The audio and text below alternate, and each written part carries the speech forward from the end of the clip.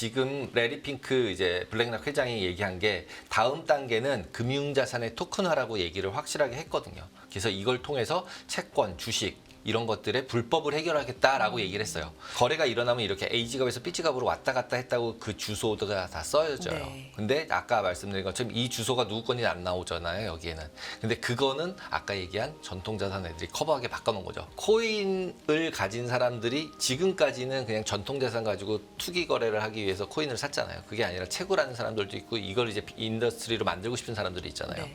그랬는데 그 사람들이 살 수 있어진 거죠, 이제. 그 전통자산 시장에서 했던 모든 뭐 시장 조성 및 모든 것들이 이쪽 시장에서 그 안에서. 다 열리는 네. 거죠.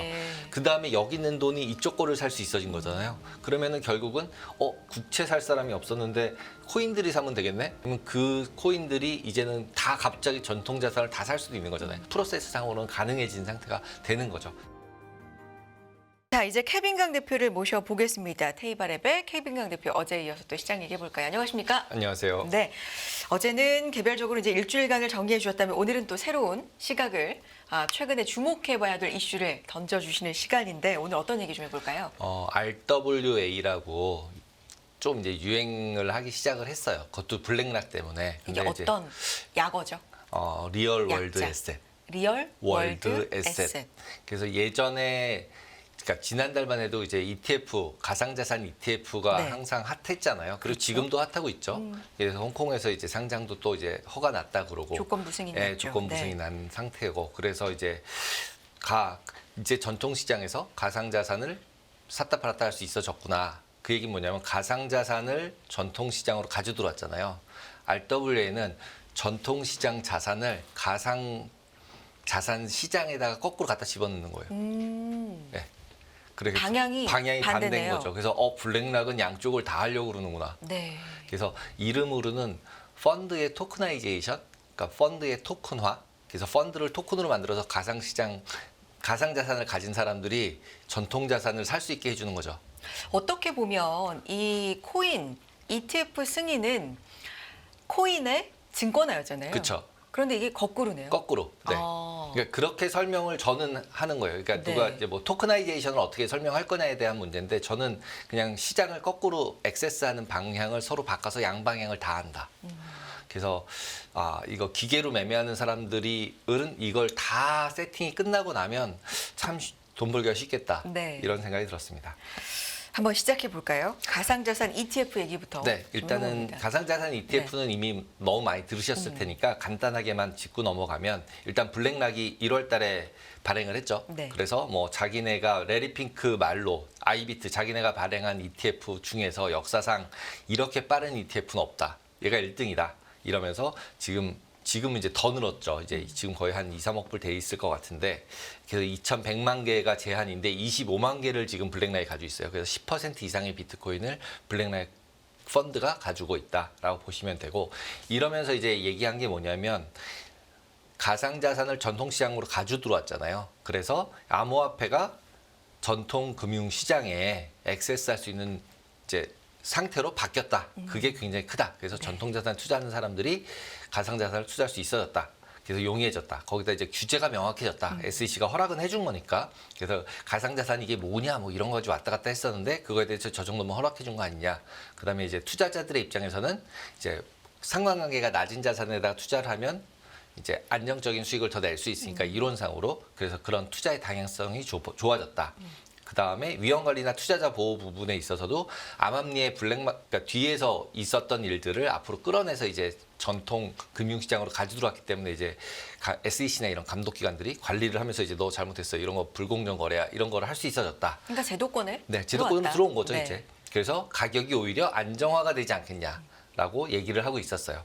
그 와중에 지금 홍콩에서 4월 16일 날 이제 증선이 SFC라는 곳에서 승인을 해줬어요. 이제 네. ETF 해도 돼. 그러면서 차이나 에셋 매니지먼트 그 사진이 트램이라고 이제 홍콩에서 왔다 갔다 하는 가보신 분들은 다 보셨을 텐데 저기에 붙어 있는 게 지금 광고예요.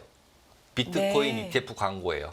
네, 다이렉트 액세스 투 차이나 에셋이라고 써 있지만 차이나 에셋 매니지먼트라는 회사가 발행하는 비트코인을 광고하려고 붙여놓은 거다라고 보시면 되고 직접 찍으셨어요? 아니요. 얘네 사이트 자기네 사이트에 사이트에. 이제 올라와 있는 네. 거 가져왔어요. 그래서 보세라, 그다음에 헬시키 캐피탈, 그다음에 하비스트 글로벌 인베스트먼트 이렇게 해서 다 이제 승인을 받았는데 여기서 핵심적인 건 이더리움도 받았다는 거예요. 비트코인만 받은 게 아니라 이더리움, 비트코인 둘 다 받았다. 이게 근데 지금 말은 홍콩만 나오는데 독일이나 카나다가 이미 했어요. 우린 근데 뉴스도 못 봤어요. 걔네 나라는. 네, 그래서 이게 네 번째래요. 전 세계에서 네 번째로 승인을 받았다. 이렇게 보시면 되고 이게 SEC에서도 그 다음 차례는 이더리움이라는 시장에 비트코인 신청은 이미 다 했으니까 남들이. 네. 예. 비트코인 현물 ETF가 승인이 됐을 때 이제 이더리움이다 이런 네. 얘기가 워낙 많았으니까 많았었죠. 뭐 홍콩 이렇게 되면서 혹시 근데 이더리움은 안 해줄 거라고 생각했었거든요. 네. 이제 증권성이 있다 없다 해서 이더리움은 증권성이 있다고 저도 생각이 들거든요. 근데 갑자기 레리 핑크도 나와서 증권성이 있어도 할 수도 있어. 뭐 이런 식의 이제 코멘트들을 하고 있으니까 하고 싶은 거죠. 거기다 이제 홍콩도 또 발행을 했고 그렇게 보시면 될 것 같아서 아마도 이더리움도 저도 못할 거라고 생각했는데 지금 분위기로 봐서는 하는 쪽으로 가지 않나라고 생각이 들어요. 그러면서 이제 HKMA 그러니까 감독원이죠. 홍콩 감독원에서는 커스터디 그러니까 보관 업무 그 이제 코인들 비트코인 같은 걸 보관하는 업무들 진짜 잘 관리할 수 있게 해야 한다. 그래서 투자자들이 손해나지 않을 수 있게 그런 이제 오퍼레이션상에서 네. 운영상에서 그다음에 시스템도 독립적으로 돼야 되고 그다음에 디지털 자산들도 하드 월렛이라 그래서 콜드 월렛이라 그래서 이제 따로 보관을 확실하게 해야 한다. 한마디로 보관이 굉장히 중요한 상태가 돼 있는 거예요. 그래서 이 보안 때문에 계속 이제 지연이 되고 있었는데 어떻게 하기로 결정을 해서 지금 이제 승인을 받았다. 이렇게 보시면 돼요. 그래서 조금 아까 저희가 막 나눈 것처럼 네네. 코인을 전통자산으로 가져왔다. 근데 거꾸로 이제 리얼 월드 에셋, 세상의 에셋을 코인화 시키는 거예요. 이게 오늘의 포인트죠. 네, 이게 이제 오늘의 포인트죠. 네. 포인트예요. 그게 거꾸로 양쪽을 다 하고 있다는 걸 말씀드리고 싶었던 거예요. 네. 그래서 리얼 월드 에셋이라는 게 없었냐? 블랙락이 하기 전에 이미 있었어요. 이미 있어서 미국 그 채권, 국채, 그 다음에 회사채, 그 다음에 부동산 자산들. 그 다음에 사모 신용대출들을 코인화 시켜가지고 상장시켜서 거래되고 있는 것들이 이미 있었어요. 이게 피부로 좀 와닿지 않아서 그러니까 구체적으로 어떻게 한다는 거예요? 구체적으로 네. 자기들끼리 하는 거예요. 그러니까 코인에 있는 사람들끼리 네. 어떤 코인이 있으면은 그 코인하고 연동돼 있는 이쪽에 있는 국채가 있어. 이렇게 둘이 묶인 거야. 그래서 이거 거래는 이 코인을 거래한 사람 거야. 아. 옛날에 NFT 하는 것처럼 이거 가진 사람이 이거 가진 거야라고 해가지고 링크 시켜가지고 계속 거래를 하고 있는데 솔직히 이거 양쪽이 저절로 붙어 있는 건 아니잖아요. 그러면 계약서잖아요. 저희가 이제 펀드를 가입을 하더라도 그러니까 그렇게 돼 있어라고 정한 거지. 정한 거죠. 네네. 근데 이제 그거를 뭔가 레귤레이션이 있고 그걸 믿어줘야 되고 뭐 이런 게 있잖아요. 그리고 망하면 안 되고 왜냐면 들고 도망갈 수도 있으니까 그런 게 안 된다라고 해놓고서 이제 그런 코인을 만들어 놓고 그런 코인을 그러니까 중앙화돼 있지 않은 거래소에서 거래를 하는 거예요. 한마디로 저희 둘이 그냥 주고받는 거예요. 지갑에서 10,000원짜리 돈을 주듯이 코인화돼 있는 걸 코인 지갑에서 코인 지갑으로 개인 지갑에서 개인 지갑으로 주고받는 거예요. 그게 이제 디파이 그래서 뭐 그러니까 탈중앙화 네. 거래소가 있지 않은 거야. 자기들끼리 뭐 매치기만 되면은 네 지갑에서 내 지갑으로 들어오는 거야. 이렇게 되는 게 이제 디파이 형식이라고 보시면 되는데 그런 상품들이 이미 있었고 코인의 장점이기도 해요.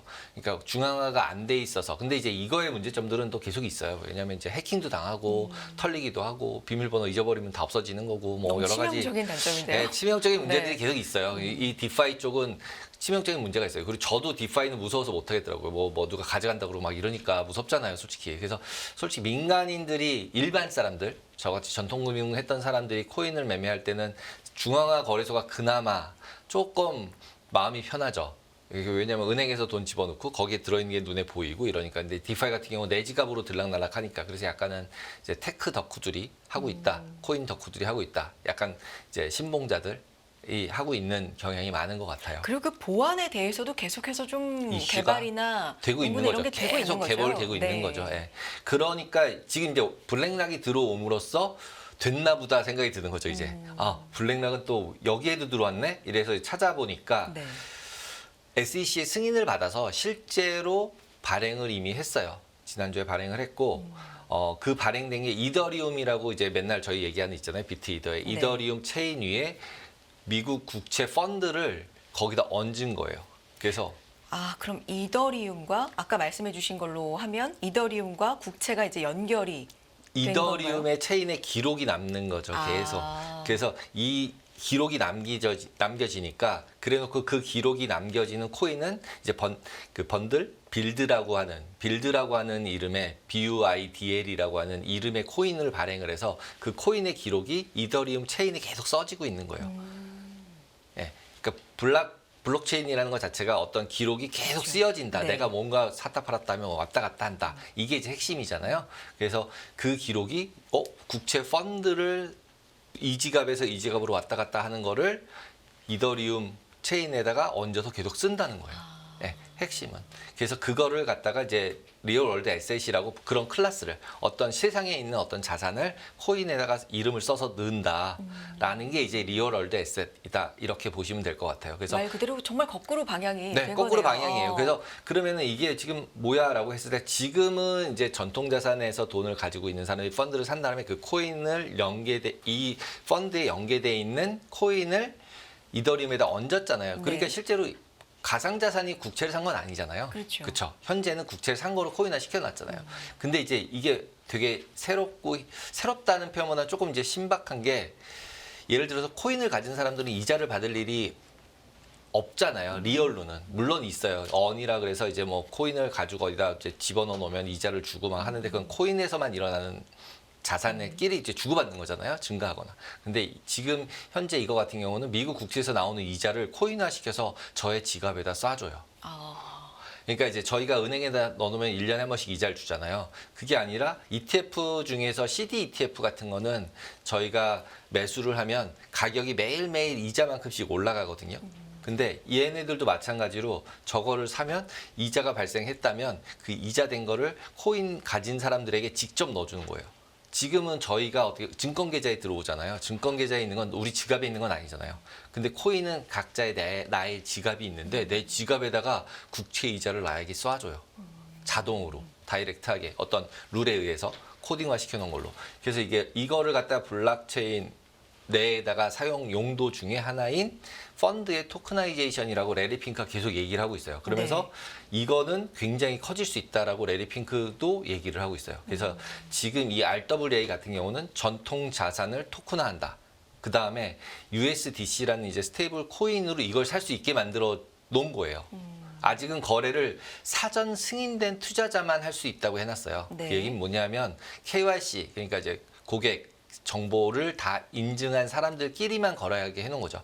A라는 지갑은 네 거야, B라는 지갑은 내 거야. 그래서 A와 B가 승인된 사람이어서 이제 정부가 다 안다 이거죠. 이제 국가가 아는 사람들끼리 승인된 블랙락이 아는 사람들끼리 샀다 팔았다 해. 그러면 A 지갑에서 B 지갑으로 왔다 갔다 하는 게 다 보이는 거는 확실하게 있었는데 그 지갑이 누구 건지 몰랐었던 거잖아요. 그래서 익명화인데 지금 여기서는 사전 승인된 투자자라고 한 게 이 지갑 네 건지 알게 승인해 놓고 링크 시켜 놓고 거기서 왔다 갔다 해. 이렇게 얘기를 한 거예요. 그래서 아무나 살 수 있지는 않더라고요. 네. 제 찾아보면 아무나는 아직 못 사고 그래서 지금 실제로 이렇게 해서 미국 국채로 만들어서 이거를 상장을 시켜놨어요. 그래서 이게 이제 스테이블 코인의 역할을 할 수도 있고 왜냐하면 미국 국채니까 네. 미국 달러 자산을 갖다 넣어놓은 거니까 미국 국채, 그다음에 레포, 그다음에 현금 이렇게만 들어있는 어떤 펀드를 만들고 그 펀드를 블록체인화에다가 넘겨서 그걸 샀다 팔았다 할 수 있게 만들어 놓은 거예요. 그래서 실제로 들어올 때는 이제 은행하고 빗고 뭐 코인베이스 이런 데들이 실제로 인프라를 제공하고 거기다 투자도 처음에 한 것 같아요. 그리고 실제로 이런 보관 업무는 보니 멜론이라고 그러니까 뉴욕은행 멜론이라는 곳이 전 세계에서 커스터디, 그러니까 펀드를 만들면 보관을 하고 있어야 되잖아요. 그 보관을 제일 많이 하는 곳이에요. 제일 크게. 거기서 실제로 이 펀드를 관리를 하고 있어요. 네. 국채를 가지고 있어야 되잖아요. 그래서 국채를 가지고 있는 거는 이 보니 멜론이라는 원래 전통자산 가지고 있었던 데서 관리를 하는 거고, 그다음에 그럼 코인 가지고 있어야 될 곳이 필요하잖아요. 보관을 해야 될. 그거는 시큐리타이즈라는 곳에서 관리를 하고 보관을 하면서 이제 코인화 시켜준다라고 네. 보시면 될 것 같아요. 대표님 이게 사실 코인의 그러니까 전통 자산의 코인화, 네. 코인의 전통 자산화. 네. 지금 이게 왔다 왔다 갔다 갔다 하고 있는 그렇죠. 거죠. 이게 지금 핵심인 핵심이죠. 건데 네. 여기 보니까 미국 국채 얘기 나오고 블랙록이 뭐 이제 시작했다 그러고 이러니까 조금 더 왜? 이게 장점이 뭔데? 이게 퍼지게 된 어떤 시사점이 있잖아요. 네. 뭐 이런 부분도 좀 궁금해집니다. 그걸 우리가 알아야 이걸 좀 더 깊이 알아볼 필요가 있겠다라는 또 생각이 들 것 같고요. 지금 보통 네. 이제 얘기하시는 분들은 코인 했던 분들이 얘기를 하고 있어요. 그래서 RWA 블랙락이 저걸 상장시키자마자 얘 말고 연동돼 있는 RWA 코인들은 막 100%씩 올랐어요. 네, 이미. 네, 그래서 이거는 말이 나오면 바로바로 뭔가 액션을 취하는 블록체인 그 코인 월드구나. 라는 생각이 들었어요. 이게 진짜로 커질 거다 안 커질 거다는 별로 상관이 없는 것 같아요. 그냥 지금 블랙락이 현재는. 들어왔대. 네. 그러고서 그냥 막 샀다 팔았다 해서 막 올린 거예요. 그러니까 이제 전통적으로 봤을 때는 이게 무슨 가치가 있는데 지금 말씀하신 것처럼 이런 고민이 들잖아요. 네. 근데 실제로 그러기 전에 다른 코인들이 막 이미 올라가 버린 상태가 됐고 이 코인은 실제로 살려고 하면 사지도 못해요. 지금 이제 보여드리는 화면이 유니스왑이라는 디파이 거래소예요. 디파이가 센트럴라이즈 돼 있지 않은 네. 중앙화돼 있지 않은 거래소예요. 그래서 내 지갑과 네 지갑을 등록해 놓으면 여기서 매칭이 되면은 내 지갑에서 일로 빼주고 저쪽에 있는 돈 다른 코인을 내 지갑으로 넣어주고 교환이 바로 일어나요. 이게 뭐냐면 채권 같은 경우는 이제 DBP라고 얘기를 해요. 다이렉트 버스 페이먼트라 그래서 주식은 이틀 있다 들어오잖아요. 그리고 내 돈을 이틀 있다 빼나가죠. 근데 채권은 기관들끼리 거래를 하고 있어서 다른 이제 망이 있어서 딱 페이를 하면 바로 채권이 나한테 딱 들어와요. 그게 DBP거든요. 얘네 같은 경우는 시간이 뭐 10분, 20분이 걸리지만 바로 들어가고 나가고 돈을 주고받고 물건을 주고받는 것처럼 코인을 주고받는 거죠. 그래서 가지고 있는 USDC, 그러니까 스테이블 코인이라고 불리우는, 그러니까 한마디 현금이나 마찬가지라고 보시면 되고 그거를 주고 대신에 저 이자 나오는 빌드라는 코인 토큰을 다시 사는 거죠. 근데 저게 펀드예요. 네. 그러니까 지금 레리 핑크 이제 블랙락 회장이 얘기한 게 다음 단계는 금융자산의 토큰화라고 얘기를 확실하게 했거든요. 그래서 이걸 통해서 채권, 주식 이런 것들의 불법을 해결하겠다라고 얘기를 했어요. 그래서 불법을 해결하는데 이런 이제 RWA가 쓰일 건가라고 생각을 한 게 뭐냐면 아까 말씀드린 것처럼 다 쓰여졌잖아요. A 지갑에서 B 지갑.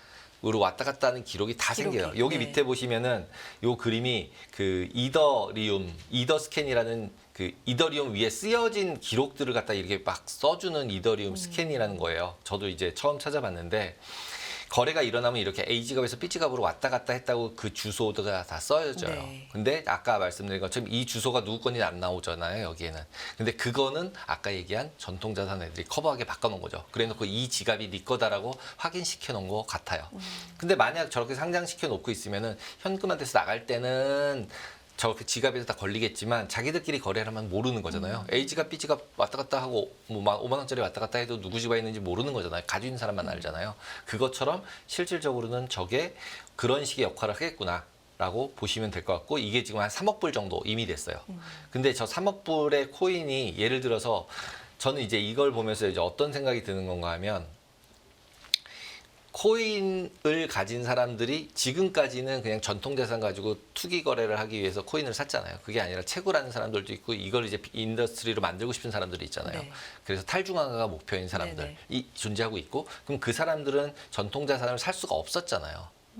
그런데 그 사람들이 살 수 있어진 거죠, 이제. 그렇게 올려놨어요. 예를 들어서 올려놓으면 코인이 있고 국채 토큰이 있잖아요. 근데 국채 토큰이 막 비싸져요. 네. 여기서 가상자산 사는 네. 사람들이 많아서. 그럼 이제 파생 상품 했던 사람들, 시장 조성자들의 생각에서는 이걸 팔고 펀드를 사면 차익 거래죠. 그러면은 이거를 막 팔 거고 코인은 사다 팔았다 할 수 있으니까. 팔고 전통시장에 와서 국채를 막 사겠죠. 그 안에서도 안전과 네. 뭐 이런 게 좀 나눠지고 안정과 투기가 또 네. 나눠지면서 다른 세상이 여기서 다 그대로 똑같이 열리는 거죠. 이쪽 전통자산 시장에서 했던 모든 뭐 시장 조성 및 모든 것들이 이쪽 그 시장에서 안에서 다 열리는 네. 거죠. 그 다음에 여기 있는 돈이 이쪽 거를 살 수 있어진 거잖아요. 그러면은 결국은 국채 살 사람이 없었는데 코인들이 사면 되겠네. 그리고 지금 현재 코인 마켓캡 자체가 이제 몇 조 달러 정도, 2, 3조 달러 사이 정도 되거든요. 그러면 그 코인들이 이제는 다 갑자기 전통자산을 다 살 수도 있는 거잖아요. 그렇게 절대 안 하겠지만 가정을 해보면 프로세스 상으로는 가능해진 상태가 되는 거죠. 그 다음에 실제로 ETF 같은 걸 하면은 여러 이제 연관된 기관들이 엄청 많은데 실제로 그 연관된 기관들에서 발생하는 오퍼레이션을 토크나이즈가 되면은 나중에 지금은 양쪽이 다 있어요 프로세스. 그래서 이게 솔직히 제가 보기에는 이게 뭐 그러니까 업무를 단순화했다고 자꾸 얘네들은 얘기를 하는데 저는 아닌 것 같은 게 뭐냐면 ETF 프로세스가 그대로 있고 코인 프로세스가 그대로 있어서 이걸 두 개를 링크만 시켜놓은 거거든요. 그러니까 이쪽 프로세스가 단순화됐다고 보기 저는 어려워 보여요. 왜냐하면 이게 실제로 붙어 있는 건 아니니까. 근데 결국 지금은 그래서 양쪽이 다 니즈는 있는 것 같다. 그래서 코인을 그래서 이제 ETF로 만들고 ETF로 할 수 있었던 애를 코인 시장에다 갖다 넣어서 양쪽 방향을 다 건드렸다라는 생각이 들어요. 그리고 이제 블랙락이 대단하다고 느끼는 게 프랭클린 템플턴이라는 회사가 있어요. 네. 미국에 있는 이것도 자산운용사 굉장히 큰 곳이에요. 큰 곳인데 여기는 이미 2021년도부터 똑같은 이 코인이랑 플랫폼을 만들어서 이미 국채 토큰이 있었더라고요. 이미 있었는데 아무도 안 쳐다보고 있었던 거예요. 물론 거래를 못하게 해놓긴 했었어요. 일반인들은. 근데 어쨌든 이미 상장을 시켜서 지금 이거랑 거의 유사한 형태의 토큰이 있었음에도 불구하고 그리고 이름도 벤지예요. 강아지 벤지. 그래서 벤지 이름으로 져서 생각보다 되게 크게 돼 있더라고요. 그리고 AUM도 커요. 이것도 3억 불도 넘어요. 그래서 이거 블랙락이 했다라고 그래서 더 귀추를 받고 있고 주목을 받고 있고 그러다 보니까 이거에 관련돼 있는 코인들이 지금 이 뉴스 지난주에 나온 건데 업빛 빗썸에 상장돼 있는 RWA 관련 코인들이 이렇게나. 182%가 오르고 150%가 오르고 148%가 오르는 이런 양상을 보여준 거죠. 그래서 RWA가 딱 이제 블랙락이 했다고 하니까 관련 토인들이 완전히 떴고 그 다음에 보스턴 컨설팅 그룹 같은 경우도 2030년까지 16조 달러 정도로 커질 것이다. 라고 얘기를 하고 있고 그 사이즈 커지는 속도가 지금 이 그림에서 보여지는 것처럼 엄청 가파르고 그 다음에 그때 전통 자산을 토큰으로 만들 수 있는 자산들 자체가 지금은 국채로 시작을 하지만 상장 주식, 그 다음에 상장돼 있지 않은 주식, 그 다음에 뭐 대출, 더 넓어질 수 있군요. 네, 모든 거를 다 네. 부동산 다 할 수 있는 거예요. 그러니까 조각 투자라고 얘기했던 것들 있잖아요. 그래서 그런 것들을 전부 다 토큰화 시켜서 그걸 상장시켜 놓고 걔네들을 가지고 포트폴리오를 만들고 그 안에서의 포트폴리오 분산 투자 네, 뭐 이런 그 게 안에서 가능하네요. 분산 투자가 네. 다 되는 거예요. 근데 여기서 분산 투자가 어느 쪽으로 쏠리면 얘가 또 영향을 전통자산 시장에 줘서 걔가 들어와서 이걸 살 수 있어지는 거죠. 그래서 이게 왔다 갔다가 막 일어나는 형태가 돼서 ETF도 실제로 처음에 나왔을 때 저게 될 것 같아? 뭐 이런 느낌이었거든요. 이제 처음에 제가 봤을 때 네. 코덱스 처음 나왔을 때 시장 조성을 저희가 이제 하면서 했을 때 야, 이게 뭐 이걸 왜 사? 그냥 주식 사면 되지 뭐 이런 느낌이었는데 바스켓이야 인덱스니까 이게 더 안전한 거야 이러면서 이제 시작을 했는데 이렇게 커졌잖아요. 갑자기 펀드들보다 훨씬 크잖아요. 그것처럼 얘도 잘못하면 ETF를 얘가 잡아먹겠는데 이런 생각이 저는 좀 들었었어요. 오히려 이게 오퍼레이션이 자유로워지면 지금 한마디로 막 어느 증권사 계좌에 터야 되고 이런데 지금 저 코인은 그것도 아니에요. 네. 예를 들면 저 코인 같은 경우는 그냥 미국에 가져가서 미국 달러로 바꿀 수 있는 코인이에요. 예를 들면. 지금 우리는 환전도 해야 되고 막 이런데 그런 게 다 필요가 없는 거죠. 그냥 내 전화기에 있는 그러니까 코인 지갑만 있으면 그 코인 지갑에 이 코인 저 코인 막 5만 원짜리 뭐 달러 yen 막 다 들어있는 것 좀 다 들어있으면 아무나 하나 가서 네. 그냥 뒤집어서 쓰면 되는 거죠. 그 다음에 가지고 있으니까 이자가 안 생긴다라고 했는데 내 지갑에 있으면 이자가 안 생기잖아요. 그러니까 제가 아까 이자가 생긴다고 했던 게 뭐냐면 우리나라도 은행에 돈을 넣어야 이자를 주지 내가 그렇죠. 지갑에다 돈 넣어놓고 지금 돈 안 주잖아요. 네. 근데 지금 얘네는 내 지갑에 넣어놔도 이자를 넣어주겠다는 거잖아요. 그러니까 되게 신박하죠. 근데 들으면 들을수록 보안이 진짜 중요하겠다는 생각은 그렇죠. 들긴 드네요. 그러니까 이제 보안이 중요한데 해킹만 안 당하면 어차피 기록이 있고 그걸 개인의 어떤 이름과 연결을 시켜놨으면은 여기 있는 걸 누구한테 빼갔는지는 기록이 다 돼 있잖아요. 근데 그걸 지금은 금융기관만 보잖아요. 이 부분이 더 큰 것 같아요. 저는 그것보다는 금융기관만 보는데 이거는 전 세계 누구나 그냥 다 볼 수 있어요.